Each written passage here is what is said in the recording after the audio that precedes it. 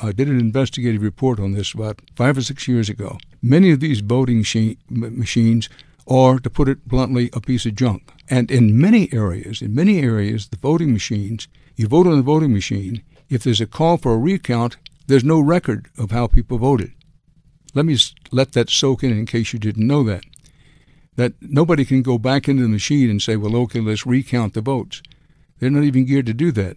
I would bet that 99% of Americans didn't know that. Take it on faith you must, but I can tell you that our investigation years ago, this is years ago before any of this Trump-Russian stuff all started, very vulnerable, the whole racket of voting machines. And I use a racket because there is a racket. That is, voting machines are typically bought by local authorities. They're bought by people who, very big companies that make these machines.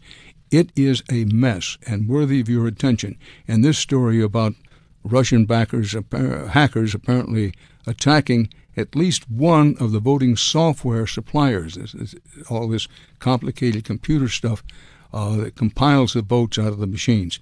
The reason this is important, set aside what it means for the here and now for the Trump administration, it doesn't mean for them. Certainly going into the presidential election of 2020, we need to have a complete overhaul of the voting system. Now, in many ways, I'm yesterday's man. I'm in favor of going back of paper ballots myself. Canada votes this way for the most part.